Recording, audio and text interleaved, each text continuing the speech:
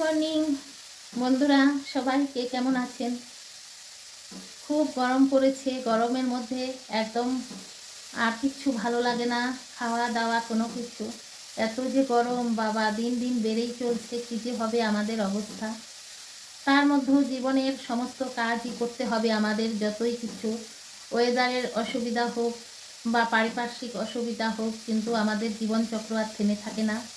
তার সঙ্গে আজকে আমি আমার ব্লগটিও শুরু করছি।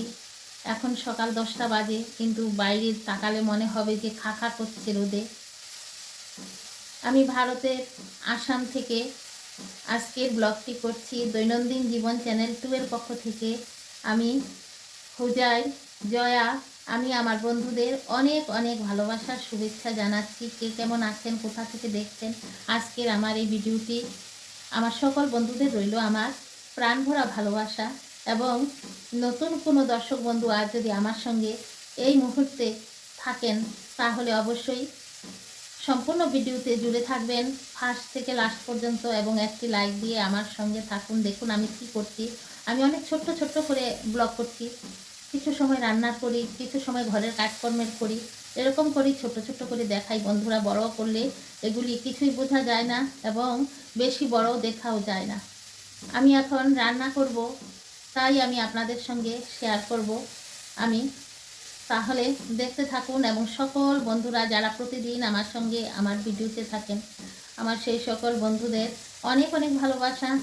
আর সব বন্ধুরাই একটা করে লাইক দিয়ে প্রথম থেকে একদম শেষ পর্যন্ত আমার সঙ্গে থাকুন। এই ভিডিওতে দেখবেন অনেক কিছুই দেখবেন এবং আপনাদের অনেক ভালো লাগবে। তাই আসুন দেখুন আমি আজ কী রান্না করছি, তাই আমি আপনাদের সঙ্গে আজ শেয়ার করব।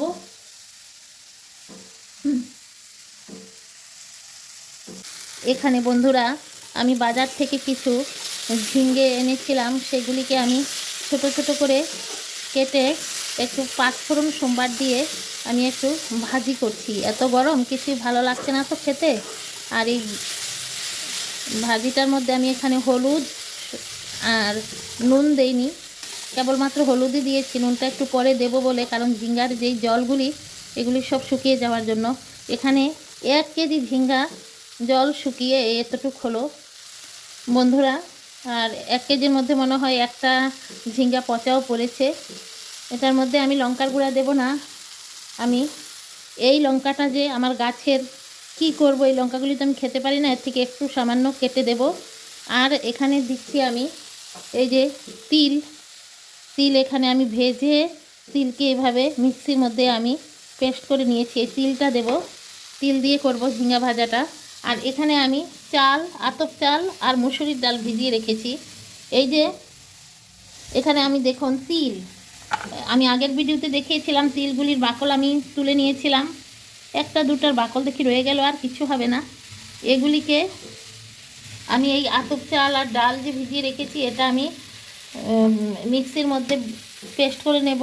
আর শিলনোড়াতে নিলেও নেওয়া যাবে, আমি মিক্সিতে করব। এটা দিয়ে আর এই তিল দিয়ে বড়া বানাবো, আপনাদের সঙ্গে শেয়ার করব। তাহলে দেখতে থাকুন বন্ধুরা, আমার সঙ্গে থাকুন, আমি কি করছি দেখবেন। এখন এই ঝিঙে ভাজিটার মধ্যে এই আমি তিলের পেস্টটা দিয়ে দিলাম। নিরামিষ ঝিঙে এমনি খেতে ভালো লাগবে না, আর গরমের মধ্যে অন্য কিছু রান্না করলেও খাওয়ার ইচ্ছা করে না, তাই আজ একটু তিল দিয়ে সবজি খাচ্ছি। তিল দিয়ে সবজি কিন্তু খুবই সুস্বাদু হয়। আপনারা কে কে পছন্দ করেন? আমি কিন্তু খুবই পছন্দ করি তিল এভাবে দিয়ে। আমি অনেক কিছুই রান্না করে খাই, বা টক রান্না করে খাই, মানে মিষ্টি চাটনি আমার খুব ভালো লাগে। এই যে দেখুন, এখন এটার মধ্যে একটু লঙ্কা কেটে নিই। আমার মোবাইলটা ধরারও কেউ নেই, আর স্ট্যান্ডে দিলে ঠিক করে দেখা যায় না, বুঝলেন বন্ধুরা, তাই একটু ম্যানেজ করে নেবেন। আমি মধ্যে মধ্যে একটু রেখে রেখে আমি এগুলি রেডি করে আপনাদের দেখাচ্ছি আবার।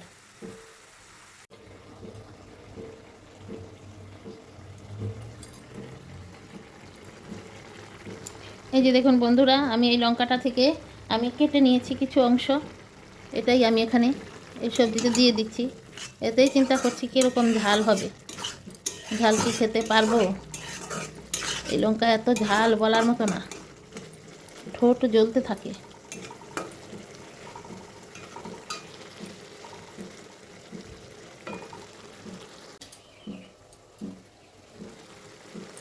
নুন দেইনি আগে, এখন আমি নুন দিয়ে দিচ্ছি।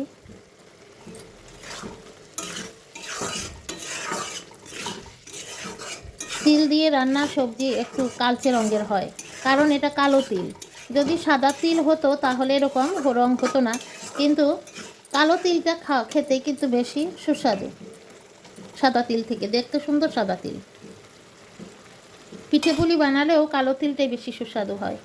এখন বন্ধুরা আমার এই সবজিটা হতে হতে আমি আমার এই ডাল আর চালগুলি আমি মিক্সিতে পেস্ট করে নিই। এগুলি দিয়ে আমি বড়া বানিয়ে আপনাদের দেখাবো। একদম হালকা এই যে কাঁচা লঙ্কার ঝালে, আর কিছু মশলা দিইনি, একটু পাঁচফোড়ন সোমবার দিয়েছি, আর একটু হলুদ আর একটু নুন। এই গরমের মধ্যে এরকম খেলে স্বাস্থ্য ভালো থাকবে, তিল ঠান্ডা। এখন বড়াটা করব, আমি আগে পেস্ট করে নেই। বন্ধুরা সঙ্গে থাকো। বললাম যে চাল আর ডাল বেটে আসবো, কিন্তু কারেন্টটা তখন চলে গিয়েছিল। কি যে মুশকিল, এই গরমে কারেন্ট চলে যায়। তারপরে কারেন্ট এলো, তারপরে মিক্সিতে এটা সব পেস্ট করে নিলাম। আর এই যে তিল এখানে নিয়ে নিলাম, এই যে তিল কালকে পরিষ্কার করে ধুয়েছিলাম সেই তিলটা, আর একটু হলুদ আর একটু নুন পরিমাণ মতো। নুন আর নুনটা কিন্তু সবাই মানে পরিমাণ মতো দেবেন, স্বাদ অনুযায়ী, কারণ নুন বেশি হলে তো খাওয়া যাবে না। আর এখানে লঙ্কার গুঁড়া দেব না। এই যে আমি লঙ্কা ছিল আমার গাছের লঙ্কা, এই যে এই লঙ্কা থেকে কেটে কেটেই আজকে আমি এই ঝিঙ্গার তরকারিও রান্না করলাম। এই যে ঝিঙ্গা ভাজি করলাম তিল দিয়ে, আর এখানে আমার এই বড়াটাও করে নেব। তাহলে আমার সঙ্গে থাকুন বন্ধুরা, দেখতে থাকুন আমি কি করে বড়াগুলি করছি। খুব টেস্টি লাগে গরমের দিনে তিলের বড়া, পোস্তের বড়া, এগুলি খাওয়া খুবই স্বাদ মুখরোচক। কারণ এই সময় তো খাওয়া দাওয়ার অরুচি এসে যায়, তখন এরকম ডালের সঙ্গে যদি মুচমুচে বড়া থাকে, খেতে দুর্দান্ত একটা টেস্ট লাগে। আমি প্রায়ই করি, তাই ভাবলাম যে আমার বন্ধুদের কেন দেখাবো না। নিশ্চয়ই অনেকেই করেন, কিন্তু যারা নতুন রান্না করে ওদের জন্যই এই রান্নাবান্নাগুলি বেশি কাজে লাগবে।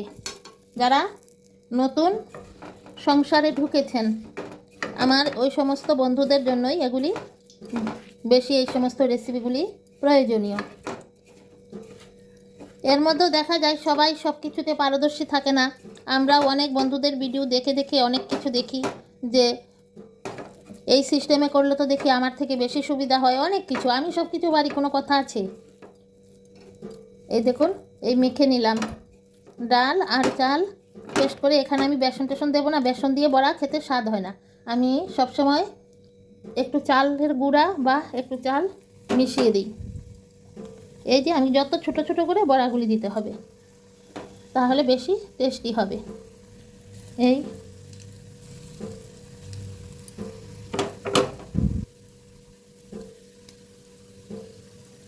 এক বড়া আর একটু ডাল হলে যে কোনো লোকেরই খাওয়া হয়ে যায় এই গরমের দিনে তিলের বড়া। সঙ্গে একটু কাঁচা লঙ্কা বা একটু শুকনো লঙ্কা যদি ভাজি করে নেয়, বা একটু এমনিতে কাঁচা লঙ্কা থাকে, তাহলে তো হয়েই গেল। আর কিছুই লাগবে না, মাছ ডিম কিছুই লাগবে না, এই দিয়েই এক থাল ভাত খাওয়া যাবে। অল্প অল্প করে দেব।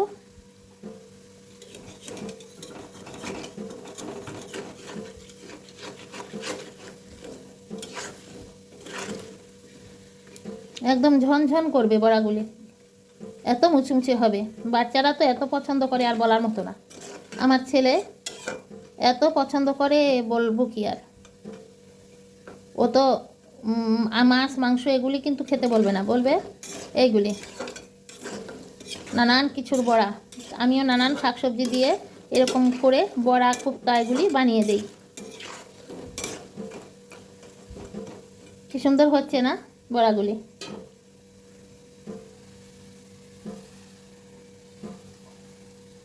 দুর্দান্ত টেস্টি হবে বড়াগুলি। অনেকেই করেন সাদা তেল দিয়েও করা যাবে। সাদা তেল দিয়ে করলে কিন্তু সেটা আর বাকল ছোলার কোনো, মানে বাকলগুলি ফেলে দেওয়ার কোনো ঝামেলা থাকবে না। কিন্তু সাদা তিলটা কি হয়, সাদা তিলটা থেকে কালো তিলটার টেস্ট বেশি। এইভাবে আমি তিলের বড়াগুলি সবগুলি করে নিচ্ছি বন্ধুরা। আগে কয়টা করলাম আর পরে আরও কয়টা করে আমি একদম দিয়ে ভেজে সুন্দর করে তুলে নিচ্ছি। সঙ্গে থাকুন, দেখুন আমার তিলের বড়াগুলি কি সুন্দর মুচমুচে হয়েছে বন্ধুরা। তিল আমাদের স্বাস্থ্যের পক্ষে খুবই ভালো একটা শস্য দানা। আমাদের শরীরে যে ক্যালসিয়ামের অভাব হয়, যারা রেগুলার তিল খান ওনাদের এই ক্যালসিয়ামের ঘাটতিটা আর হয় না যদি আপনারা তিল, পোস্তদানা এগুলি রেগুলার আপনারা সবসময় সবজিতে বা নানান পিঠে পুলিতে ব্যবহার করেন। দেখুন আমার এখানে তিল দিয়ে ঝিঙের তরকারি হয়ে গেছে, ঝিঙে ভাজা, আর এদিকে আমার তিলের বড়া। কে কোথা থেকে দেখছেন বন্ধুরা আজকের ভিডিওটি, সকল বন্ধুদের রইল দৈনন্দিন জীবন চ্যানেল 2 এর পক্ষ থেকে আমার অনেক অনেক ভালোবাসা। আমি ভারতের আসাম থেকে আজকের ভিডিওটি করলাম। সবাই আমার ভিডিওটি সম্পূর্ণ দেখবেন, একটি লাইক দিবেন এবং আমার চ্যানেলটিকে নতুন যারা দর্শকরা আজকে দেখেছেন যদি ভালো লেগে থাকে তাহলে অবশ্যই সাবস্ক্রাইব করে বেল আইকনটি প্রেস করে একটা লাইক দিয়ে রাখবেন বন্ধুরা। তাহলে আমি যখনই নতুন কোনো ভিডিও আপলোড করব সঙ্গে সঙ্গে আপনার কাছে সবার প্রথম চলে যাবে এবং সব সময় দেখতে থাকবেন। দেখবেন আমার চ্যানেলটি আপনার অনেক পছন্দের একটি চ্যানেল হয়ে উঠবে বন্ধুরা। আর দেখুন কি সুন্দর বড়াগুলি একদম দৌড়াদৌড়ি করছে, দেখলেন? এরকমভাবে বড়া বানাবেন এবং মাছ মাংস থেকে সহজে হজম হবে এবং তা থেকে আরও বেশি ভিটামিন বা খনিজ পদার্থ এগুলিতে পাওয়া যায়, যাতে নেই কোনো ক্ষতিকারক কোনো পার্শ্বক্রিয়া। বন্ধুরা আজ তাহলে আমার বিদায়ের পালা এসে গেছে। এভাবেই আপনারা দেখতে থাকবেন, আমার সঙ্গে থাকবেন। আর আজ যারা আমার সঙ্গে নতুন বা আমার পুরানো বন্ধুরা সম্পূর্ণ ভিডিওতে রয়েছেন সবাইকে অসংখ্য ধন্যবাদ। আজ আসি, আসসালামু আলাইকুম।